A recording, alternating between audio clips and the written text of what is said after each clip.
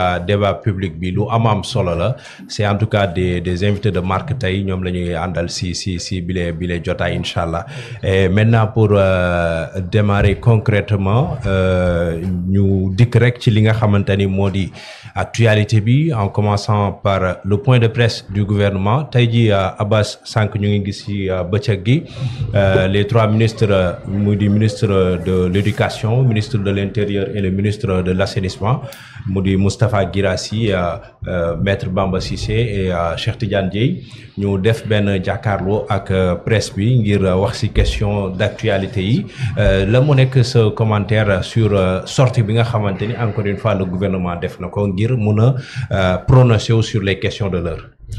C'est un point positif. Gérer, c'est prévoir. Et quand tu diriges effectivement des masses nga nekk ci biir nation ñu dënk la ndombal tànk nga di ko doxal aujourd'hui qui est mieux placé que le ministre de l'Intérieur pour mu revenir effectivement sur la gestion de la sécurité publique mu nekk un défi boo xam ni ku xool li xew ci réew yu ñu wër moo xam ni que ni la ceinture de sécurité peut ne pas épargner effectivement le Sénégal mu toog waxtaan ak nit ñi fan yi gis nañ ko mu nekk à l'œuvre lu jëm ci wàllu déguerpissement yi mais avant de déguerpir il faut prendre des mesures d'accompagnement ñu identifier effectivement des zones à risque yu ci mel na Colobane yu ci mel na Kër Massar etc. Dakar, est-ce qu'on peut laisser ce phénomène de tablialisation mu continuer benn buntu kër épargne wu ñu benn buntu kër sa buntu kër sax da ngay gis ku jël benn table teg ko fa di jaay. À quel prix? Est-ce que ça peut continuer que visage bi ñu am ci sunu capital est-ce qu'on doit laisser ça continuer? Cantinisation bi ba biir Dakar au cœur du plateau tu vois des cantines mais à tout bout de champ. Est-ce que loolu ça doit continuer? Quel rapport nous avons nous avec l'espace public? Les garages mécaniques à ciel ouvert alors que tabaxal nañ leen garage bu mucc ayib mi ngi ci Diamniadio pourquoi demaguñu fa ba léegi? Il faut identifier les problématiques etc. Menuiserie à ciel ouvert les mécaniques etc. lu ne da nga koy gis mais lépp il faut qu'on les organise pour que ñoom itamit ñu xam am des espaces pour mener à bien leurs activités. Moi il y a un point boo xamante ni ça me touche. Oui. mooy fi ñuy jaayee pièces détachées. Oui. Juste derrière la grande mosquée de Dakar. Est-ce que mën nañu am ce point au cœur de la capitale du foncier pour le citer, je vais le citer enfin. Est-ce qu'on peut laisser ce point au cœur de Dakar? On n'identifie pas tout le monde. On ne sait pas ce qui s'y passe. Il faut qu'on aille vers effectivement la gestion de cet espace. Aujourd'hui, on parle de l'ouverture des classes qui est mieux placée que le ministre Moustapha Guirassy. Nous communiquer, échanger avec la population sur les zones à risque. Yoo xam ne ba léegi l'ouverture n'est pas encore effective. ci zone yi nga xam ne dafa am ndox. yu ci mel na Ziguinchor. yu ci mel na Mbacké. yu ci mel na etc. Le système des abris provisoires. Est-ce que ça doit continuer? À l'heure où nous devons être exigeants pour avoir des résultats. En plus du mouvement d'humeur des enseignants. Absolument. Il faut anticiper.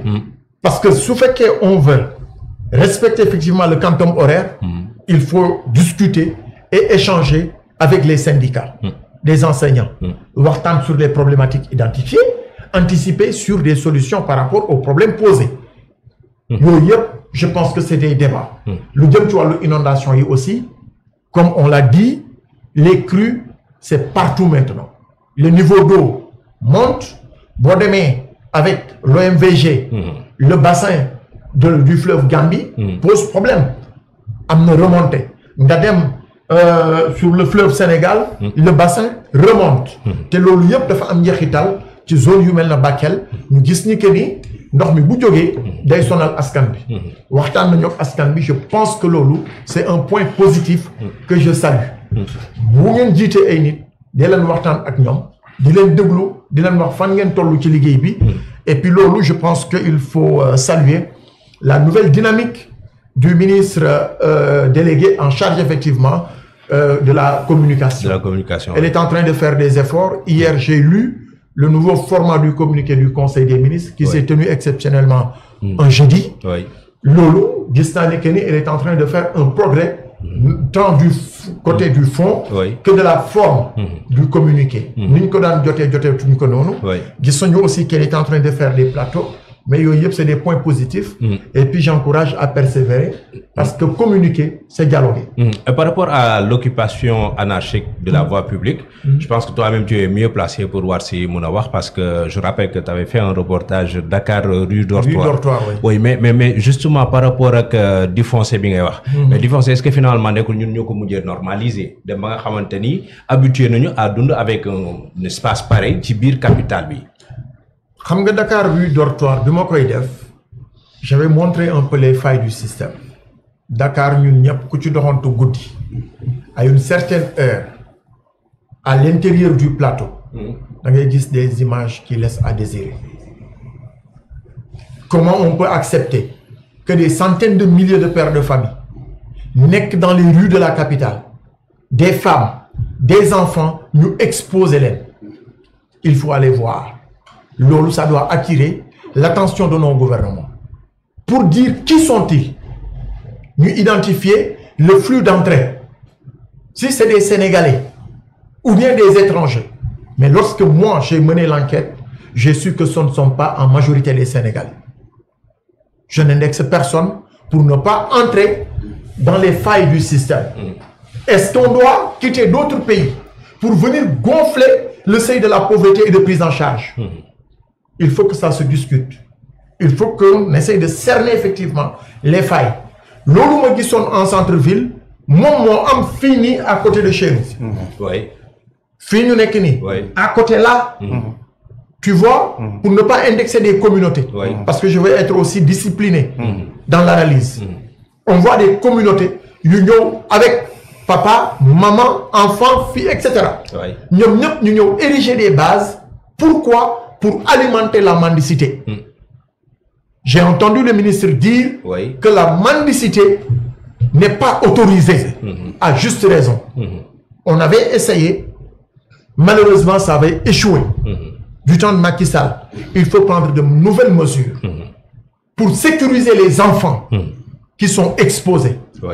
Demain, nous allons encadrer, doter effectivement des instruments pour que nous puissions démarrer cette boîte. On va alimenter l'agression.